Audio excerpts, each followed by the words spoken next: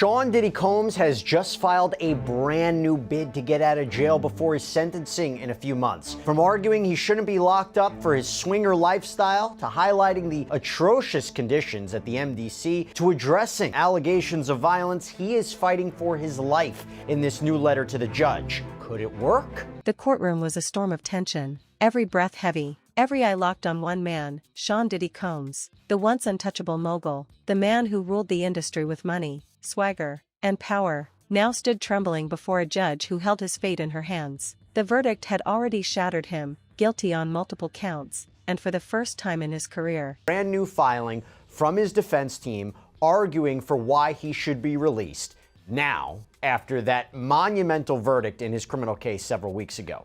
The circumstances have changed. And I will tell you what, we did an interview a few weeks back that kind of previewed why and how Combs could be released. It was a bail bondsman that is apparently working with Diddy's team behind the scenes. I'm going to get to that a little bit later, but what I want to talk about right now is this latest letter from the defense to the judge overseeing this case, Judge Arun Subramanian. Remember, this comes after a jury of Combs' peers found him not guilty of racketeering conspiracy, not guilty of 2 counts of sex trafficking, but they did convict him of 2 counts of transportation to engage in prostitution. He's set to be sentenced on October 3rd. Technically, he could face up to 10 years in prison on each charge. Highly unlikely.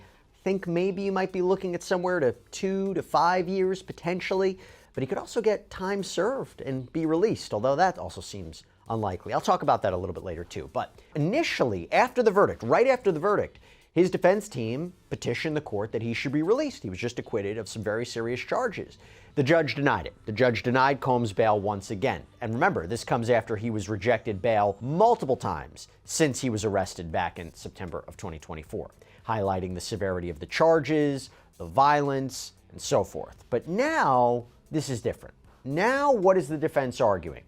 I'm going to go over all this in the new letter. I'm going to give my take at the end about whether or not it's going to be successful and whether or not he will actually be released before sentencing in October. So, the defense begins by arguing that Sean Combs should be released in advance of sentencing, and Diddy's voice, the same voice that commanded boardrooms and dominated music studios, broke into a desperate plea. He fell to his knees, his arrogance stripped away, his composure gone, begging the judge to spare him from prison. No one in that courtroom had ever seen him like this before. This wasn't the confident businessman or the flawless showman. This was a broken man pleading for mercy. His words came out raw, shaking, drenched in fear. He promised he'd change, that he'd make things right, that the person they'd seen in the courtroom wasn't the real him. But the judge didn't flinch. Her face stayed cold, unmoved. Years of testimony, victim statements, and undeniable evidence hung in the air between them like a wall Diddy couldn't break through. Those who once cheered for him sat in stunned silence. Some couldn't look. Others watched with disbelief as the empire that once defined an era completely collapsed. Diddy's lawyers tried to calm him, pulling at his arms, whispering for him to stand, to hold himself together, but he couldn't. He stayed on his knees, tears streaming down his face. Cassie Ventura and Sean Combs went to swingers clubs and they had threesomes. Miss Ventura consistently expressed interest and enthusiasm in her intimate life with Combs, including what they called freak-offs. Jane and Sean Combs had threesomes too. When Jane and Combs watched pornography together, Jane testified that she contacted 2 different porn stars and invited them to join her and Mr. Combs. Both Miss Ventura and Jane testified that very often they would see the same men over and over again for years. In July of 2024, Jane testified, for instance, that she suggested to Mr. Combs that they call Paul. Jane explained that she told Combs she, quote, missed Paul. When asked why she said that, she responded, "Because I did." This was a lifestyle, one that both Miss Ventura and Jane chose, one they all, as grown adults, had a right to choose. Like many aspects of sex and intimacy, it was not without its complications, its bouts of jealousy, and at times, its frustrations.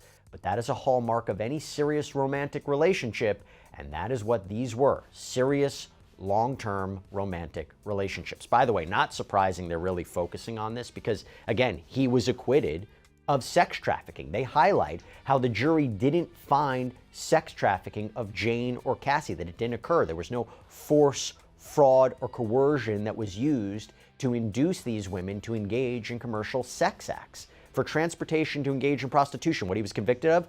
The prosecution didn't have to prove that violence was used or that fraud was used or threats were used. It was just, did you transport these women and men for the purposes of sex work, commercial sex acts? And obviously the jury convicted him of that. And they highlight all the jury found was that there was prostitution, payment of porn stars and escorts. And they highlight that he is a swinger, or under the Mann Act, a John. And they argue he doesn't deserve to be locked up for this. Quote, Sean Combs should not be in jail for this conduct. In fact, he may be the only person currently in a United States jail for being any sort of John, and certainly the only person in jail for hiring adult male escorts for him and his girlfriend when he did not even have sex with the escort himself. Over the last 75 years, the White Slave Traffic Act has been limited to defendants who cause interstate travel for financial gain through the business of prostitution.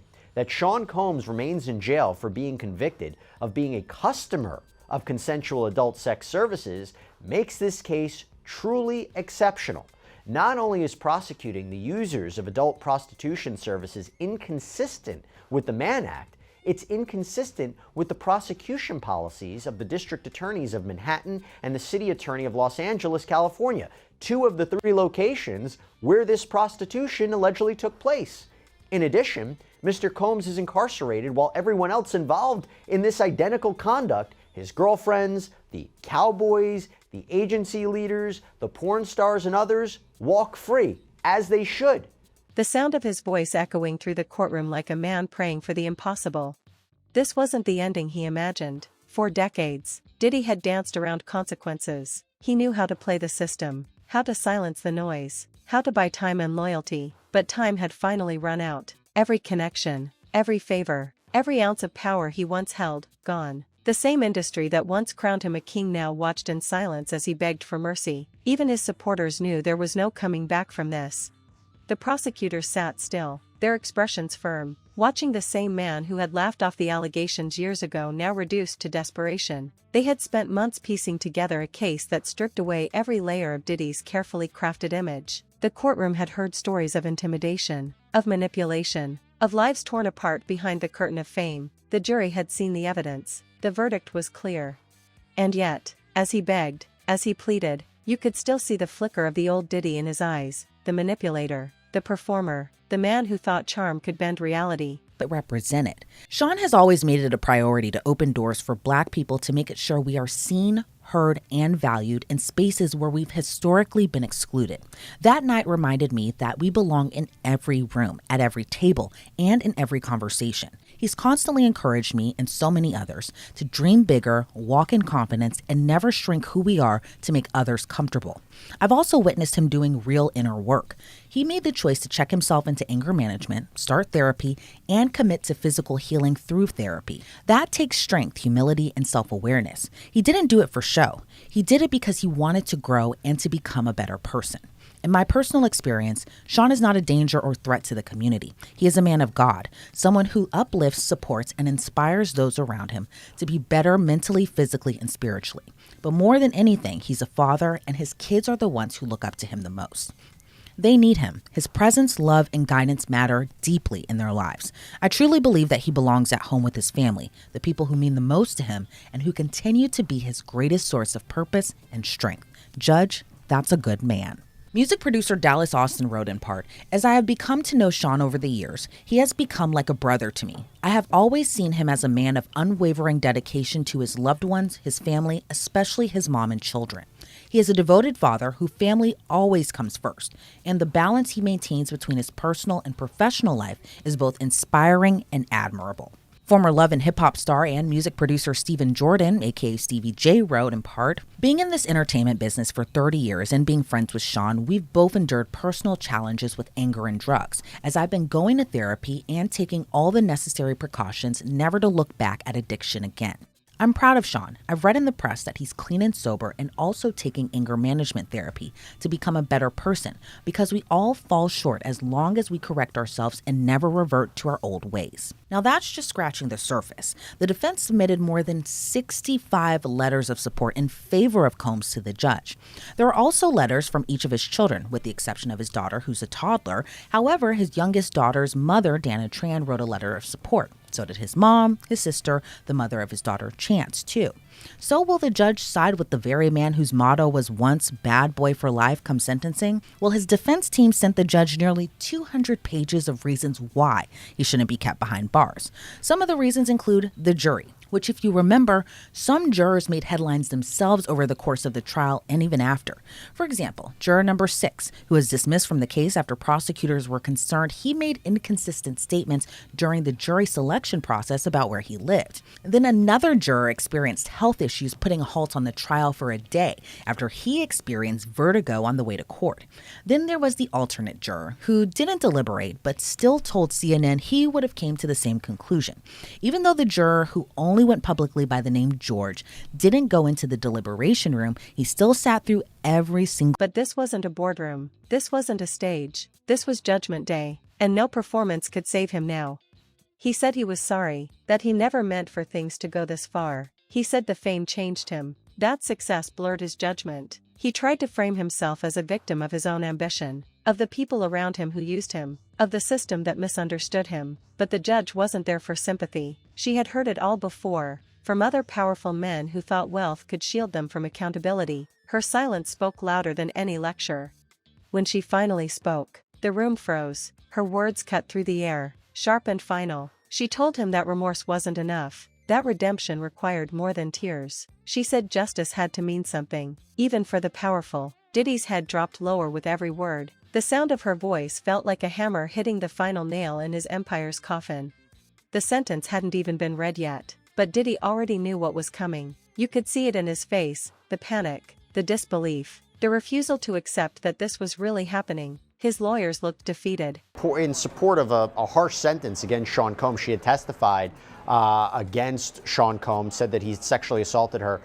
The defense had objected to her appearing in court today, to providing a statement, and in a shock, she wasn't there. Yeah, she wasn't there at all. And it was kind of a big shocker, to your point, Jesse, that she wasn't there, because we thought that she would be inside the courtroom. And we were kind of curious who the government witnesses who would be there to give their final victim impact statements ahead of the judge giving down Sean Combs' sentencing. But today, right off the bat, Christy Slavic, who is a prosecutor, a federal prosecutor, she said Mia no longer wishes to give an impact statement. She had submitted that written statement, and that the tone of the defense letter, I think, was what really kind of changed her mind as to coming into the courtroom today. And I can only imagine probably how Mia feels specifically. She's using a pseudonym even to testify, even as she's writing letters to the court, because of just the fear that she has been getting in terms of what she believes to be backlash, either from Sean Combs or his fans, or even just the attention that it's that the case has brought against her too. And so I was very surprised that she didn't attend court in person today, but I can understand why, because even the judge said to Mark Agnifilo today that the tone of the defense's letter in response to Mia giving a victim impact statement was just completely inappropriate. And it was a pretty harsh letter, Jesse. I'm sure that you've already read it, but it was kind of a very harsh tone, and it was kind of similar a little bit to her cross-examination too. Now let's talk about the prosecution. So prosecutors today, they outlined their argument in court. It echoed a lot of what their filings were in anticipation of this sentencing.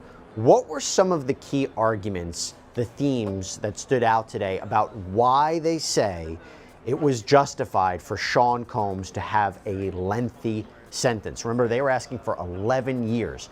How did they justify it today? What were the arguments they made in court? Yeah, well, today, Christy Slavic, making the arguments on behalf of the government, she said that today is about accountability and justice. And she was talking specifically about accountability, Jesse. She was talking about the conduct that was lasting for a 15-year period. I mean, even if you go back to the superseding indictments where it says this conduct went on from 2009 all the way to 2024, that's a long period of time. And so from the government's perspective, they really just wanted accountability from the defendant, that being Sean Combs. And then they also wanted justice, particularly for the victims. I know when we often talk about the Sean Combs case, the Diddy case, the P. Diddy case, he is the focus of this. But I think a lot of people have to remember that there were victims in this case, that being Cassie Ventura, that being Jane. Flipping through notes they knew wouldn't matter anymore, the media sat motionless, cameras trained on the fallen mogul, ready to capture the exact second the illusion ended. For years, Diddy had been the man who said, "Can't stop, won't stop," but now, he couldn't stop shaking. He couldn't stop crying. He couldn't stop the reality crashing over him. Everything he built, Everything he fought for was gone, and the one thing he couldn't control, justice, finally had him cornered. When the judge announced that prison was inevitable, Diddy's composure shattered completely. He pleaded one last time, voice-breaking, promising to make amends, to seek help, to repay whatever debt the court demanded, but the judge only shook her head. The law didn't care about promises, it cared about accountability, and the time for excuses had ended long ago. The courtroom guards stepped forward as Diddy's knees gave way. His lawyers tried to steady him, but he looked past them, eyes glassy, lost somewhere between rage and despair. The mogul who once commanded rooms full of powerful people now stood powerless, waiting for the guards to take him away. And her first day, she worked 24 hours straight. Mia said her roommates actually joked that they lived with a ghost. That's how little she was home. Now, Mia recalled a time that she worked for 5 days straight without sleep, taking her ADHD meds, Adderall, to stay awake. She said Sean Combs let her go to sleep when she finally broke down crying, hysterical. Mia's testimony began with a simple question about whether Sean Combs had assaulted her. Mia testified, "He has thrown things at me. He has thrown me against the wall. He has thrown me into a pool. He has thrown an ice bucket on my head. He has slammed my arm into a door. He has also sexually assaulted me." Prosecutor Madison Smizer asked, "Did Mr. Combs sexually assault you on one occasion or more than one occasion?" Mia responded, "More than one." Mia told the jury that Sean Combs sexually assaulted her at a penthouse at the Plaza Hotel where Combs was celebrating his 40th birthday. She recalled him giving her 2 vodka shots that hit her hard. She said Combs kissed her and put his hand up her dress. She said she woke up the next morning on a chair. Mia described other times that she says that Combs sexually assaulted her. She said she stayed at his house, and when she did, she was not allowed to lock her bedroom door. Mia said she awoke one time in 2009 or 2010 to Combs on top of her as she was sleeping on the bottom bunk. She said the assault was quick, and she felt she couldn't say no. There was another time Mia said she was packing Combs' bag, and he walked into the closet with his private parts exposed and forced her to perform oral sex. Mia said she didn't want any of these sexual encounters, and they always happened when Cassie wasn't around. And Mia said she never told anybody about these assaults. Mia said, "I was going to die with this. I didn't want anyone to know ever." Smizer asked, "What, if anything, were you worried would happen if you spoke up?" Mia said, "I would have been silenced. I would have been punished. I would have been exiled from my second family. I would have had a horrible reputation. I would have lost everything." Now to Cassie. Mia said she became friends with Cassie. They would spend a lot of time together, and it was actually part of her job to keep tabs on Cassie. Mia called Cassie Cece, and she also told the jury about setting up hotel rooms for Cassie and Combs. This was for the freak-offs, but Mia called them hotel nights, which would last anywhere from 1 night to 4 nights. And the rooms at the end were absolutely trashed. She said they were a nightmare. Mia said, "I saw a lot of candle wax everywhere that was impossible to get out. There would be lots of wet towels everywhere. I've seen broken glass, water all over the floor, sometimes blood, oil all over, furniture and walls and things like that." Smizer asked, "You mentioned blood. What, if anything, did Mr. Combs tell you about the source of the blood?" Outside, the world was already reacting. The headlines were being written in real time. Diddy begs for mercy after guilty verdict. Social media exploded with clips from inside the courtroom, replaying the moment he dropped to his knees. Some viewers expressed pity, others called it karma. The same man who had once been seen as untouchable was now the picture of defeat. Inside the prison transport later that day, witnesses said Diddy sat completely silent, staring out the window as the city he once ruled grew smaller and smaller in the distance. No phone, no entourage, no private jet waiting, just silence, just consequence.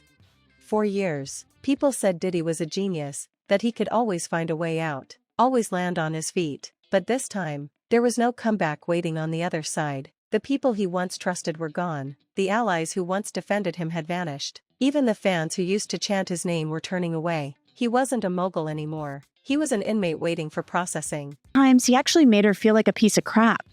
Now, Mia also told a story about she and Cassie sneaking out of a hotel room to go to a party at Prince's house in California. She said they weren't supposed to leave the hotel. Mia said Sean Combs showed up at the party and they ran once they saw him, and Combs chased them and he grabbed Cassie. but a member of Prince's security staff came over and pulled Combs off of Cassie. Mia corroborated the testimony of stylist Deontay Nash, who recalled Combs throwing Cassie into a wooden bed frame in a rage, leaving blood gushing from Cassie's head. Mia said she and Nash had actually jumped on Combs to stop him, and Combs threw Mia against a wall. He immediately snapped into this protector survivor mode. He told me to get Kayla, who was the assistant at the time who had relationships with the doctors. Get Kayla on the phone and tell her to call Dr. So-and-so and tell him that Cassie needs to see them immediately because she was drunk and fell and hit her head. Now, Mia was asked why she never reported any of this to police, specifically the sexual assaults. Mia said, I believed that Puff's authority was above the police. This was also a time period. This is years and years before social media, Me Too, or any sort of example where someone had stood up successfully to someone in power, such as him. Also, I was taught to believe that this fell under the confidentiality or loyalty of Puff's business. Now, Mia said one time she dropped Combs's name to police when she was pulled over, and she called him on the phone, and the officer said they loved him and let her go. Then Mia talked about a time when she was traveling to South Africa with Cassie, and Cassie found out that Combs was seeing victim number 3, a woman named Gina. Now, right now, the government cannot find Gina, so she's probably not going to testify in the trial. Mia said Cassie wouldn't take Combs's calls, and he was not happy. So enter Christina Coram, KK, Combs's former chief of staff. Mia said Coram wrote to her, I need to talk to her, not sure what to do. He needs you to call him now or you don't have a job. Mia said Combs texted her that she better call him or he would tell Cassie everything and they would go to war. Mia said tell everything meant to tell Cassie about the sexual assaults. Mia said she told Christina Coram that she was having night fears and anxiety attacks. Mia said she was suspended without pay after this. And she left Revolt Films in 2017 after she was told the company was shutting down. And that confused her because she thought that the company had made money. Mia said she hired a lawyer to get back wages and bonuses.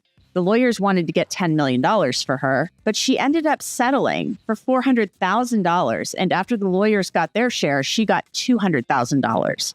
Now, after Cassie Ventura filed and settled her civil suit against Combs in November of 2023, Mia said that Combs actually reached out to her in 2024.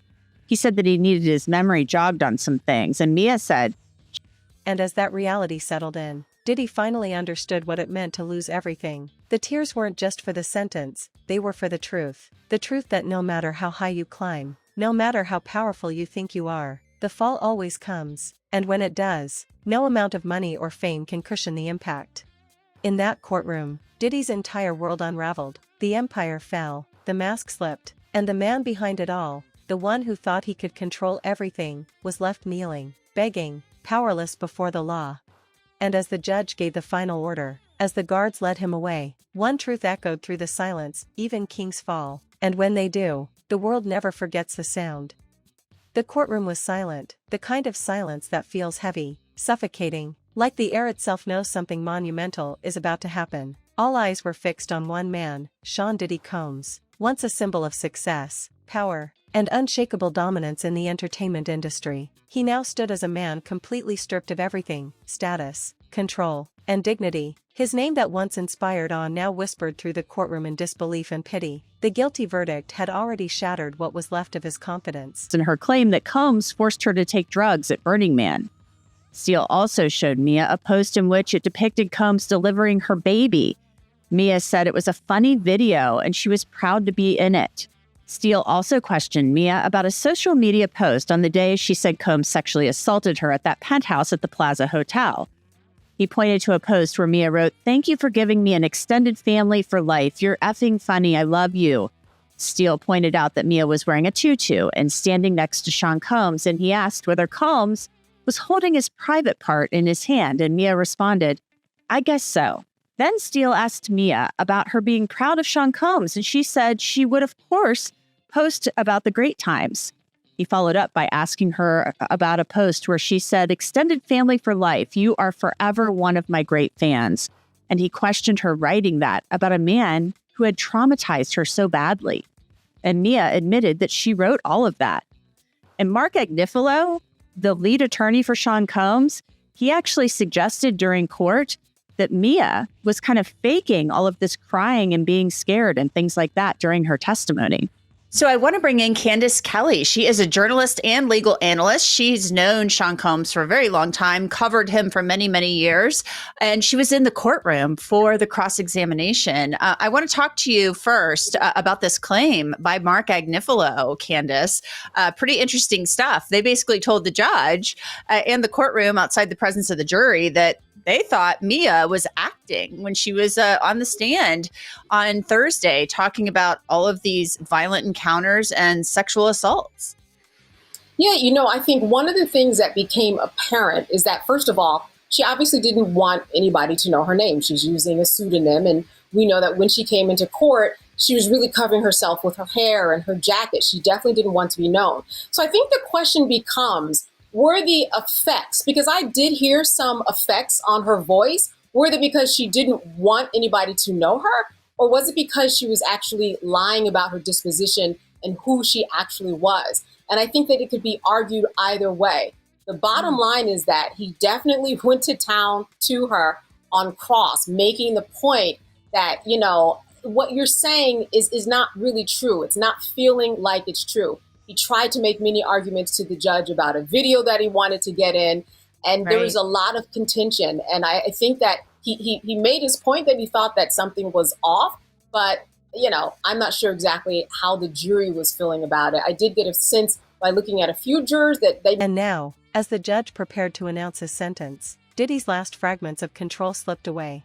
He tried to maintain composure, tried to wear that same confident smile that had gotten him through decades of scrutiny. But it was gone. His lips trembled, his hands fidgeted, his eyes darted between his lawyers, the judge, and the jury, searching for any glimmer of hope, but there was none. The words "guilty on all counts" still echoed in his head like a haunting melody he couldn't escape.